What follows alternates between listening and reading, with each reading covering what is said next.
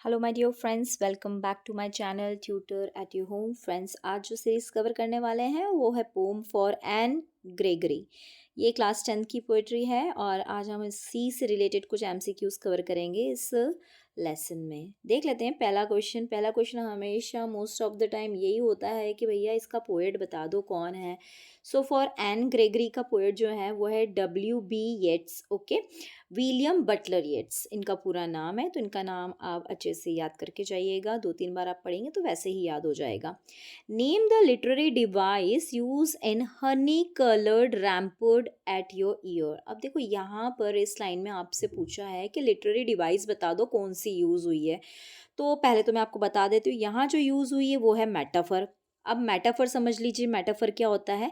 Metaphor ये है कि जब हम एक किसी की क्वालिटी है ना, किसी की क्वालिटी हम किसी और चीज़ को एक समानता के रूप में दे देते हैं कि ये बिल्कुल उसके ही जैसी है, तो वहाँ पर क्या यूज़ होता है, मेटाफर होता है। इसके पहले हमने सिमिली समझा था कुछ पोयम में। सिमिली में क्या होता है, आप किसी भी चीज़ को दर्शाने के लाइक और एज वर्ड का यूज़ करते हैं।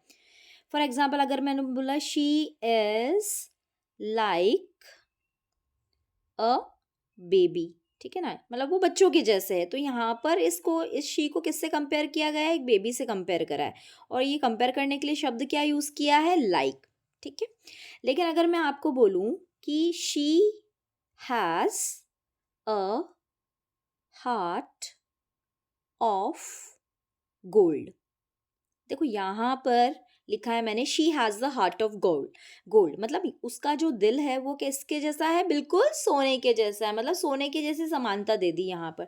तो इस सेंटेंस में क्या मैंने लाइक या एज वर्ड का यूज किया, बिल्कुल नहीं करा। मैंने डायरेक्टली बता दिया कि उसका तो जो दिल है ना वो पूरा क्या है, सोने का है, तो उसका दिल सोने के जैसे समानता हमने दे दी। तो अब यहाँ जब हम लाइन देखेंगे कि honey coloured rampart at your ear, ये एट है ना, रैम्पर्ट एट योर ईयर।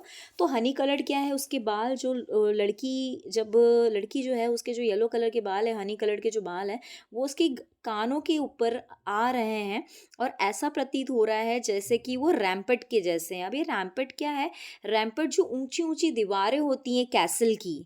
कैसल मतलब जो महल होते हैं, है ना। हम सब ने रेड फोर्ट देखा होगा, रेड फोर्ट का बहुत अच्छा एग्जाम्पल देख लेते हैं। रेड फोर्ट देखते हैं तो हमको कैसी ऊंची ऊंची दीवारें दिखती हैं, तो उसको रैम्पट बोला जाता है। तो जो उसके ईयर पे जो बाल गिर रहे हैं वो किसके जैसे हैं, रैम्पट के जैसे हैं, जो उसको क्या करे हुए हैं, प्रोटेक्ट किए हुए हैं। जैसे वॉल क्या करती है, महल को प्रोटेक्ट करती है, वैसे ही इसके जो हनी कलर्ड बाल हैं वो किसको प्रोटेक्ट कर रहे हैं, उसके ईयर को, और उसको खुद को भी प्रोटेक्ट कर रहे हैं।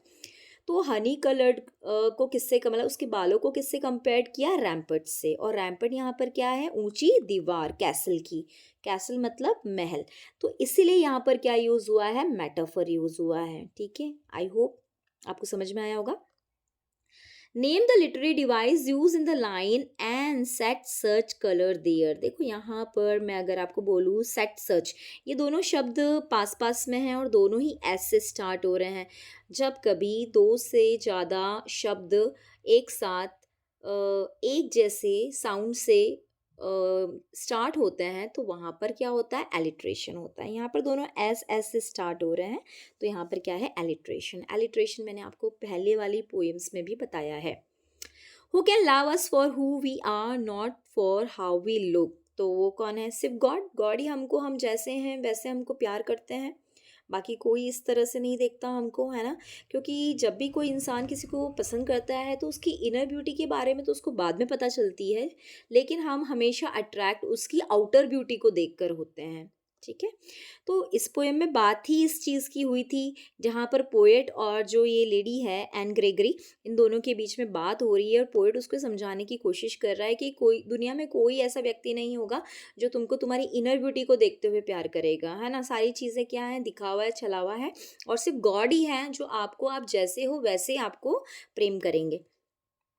What does the girl think she can do to get rid of lovers. अगर उसको लवर्स, अपने लवर्स से गेट रीड मतलब छुटकारा पाना है तो उसे क्या करना चाहिए, तो वो क्या करती है कि ठीक है, अगर मुझे इन सब से भागना है दूर तो मैं क्या करूँगी, मैं तो अपने बालों को क्या करवा लूँगी, मैं अपने बालों को क्या करवा लूँगी, डाई करवा लूँगी, कलर करवा लूँगी। तो इसका ऑप्शन क्या हो जाएगा, डाई हर हेयर, वो अपने अपने बालों को क्या करवा लेगी, डाई करवा लेगी, कलर करवा लेगी। क्योंकि देखो पहले जो पोएट है वो उसको बोलता है कि वो तुमसे नहीं, वो तुम्हारे गोल्डन हेयर इतने अच्छे बाल हैं उससे प्रेम करता है। तो वो सैड नहीं है, वो उसको कोई और मिल जाएगा बाय द टाइम, तो वो किसी और की तरफ भी अट्रैक्ट हो जाएगा, है ना? तो वो इसलिए सोचती है कि कोई बात नहीं, अगर वो मेरे कलर वाले बालों से अट्रैक्ट हो रहा है तो मैं अपने बालों के कलर ही क्या कर दूंगी, चेंज कर दूंगी। तो दूसरा क्वेश्चन यही बन रहा है, what colour will the girl dye her hair into, कौन सा कलर वो अपनाएगी। तो देखिए वो बार बार वो सारे कलर बोल देती है कि ब्लैक, ब्राउन, कैरेट, कोई भी, ऑल ऑफ दीज इसका आंसर है ना? What is the mood off the young man, तो यंग मैन क्या है, सैड है। और सैड क्यों है, क्योंकि जो लेडी है, यंग लेडी है, उसने इसको क्या कर दिया है, रिजेक्ट कर दिया है। लेकिन पोएट उसको समझाता है कि तुम ज़्यादा टेंशन मत लो, ये कोई सैड वैड नहीं है। अभी उसको थोड़ा टाइम ऐसा लग रहा है कि वो सैड है, लेकिन तुमसे ज़्यादा कुछ अट्रैक्टिव उसको कुछ मिल गया तो वो उसकी तरफ भी क्या हो जाएगा, डाइवर्ट हो जाएगा, है ना? इससे तो बोला जाता है ना, मैन विल बी मैन। सो ये उसी तरह से पोएम थी, और जहाँ पर जो यंग लेडी है उसको समझा रहे थे पोएट ये सारी बातें करके, और लास्ट स्टैंजा में वो उसको बोलते हैं कि उन्होंने कहीं सुना है कि सिर्फ जो गॉड होते हैं वही आपको उस तरह से प्रेम कर सकते हैं जैसे कि आप हैं। बहुत ही अच्छी पोएम थी और बहुत ही डीप मैसेज था इस पोएम के अंदर। सो ये थे इम्पॉर्टेंट क्वेश्चन। आई होप आपको ये क्वेश्चन समझ में आए होंगे अच्छे से। ओके, ये हमारी लेसन, जितने भी लेसन है उसकी लास्ट पोइट्री थी। अब हमारा एक चैप्टर और बच जाएगा जिसका नाम है द प्रपोजल। उसके साथ हमारा ये 10 मिनट वाला चैलेंज खत्म हो जाएगा। उसके बाद जल्दी से हम एक्सट्रैक्ट पे आ जाएंगे, और मुझे लगता है आपका जो रिवीजन है वो भी बहुत अच्छा चल रहा होगा। So thank you for watching the video. Share कर देना, लाइक कर देना, and good luck for your exam. Thank you.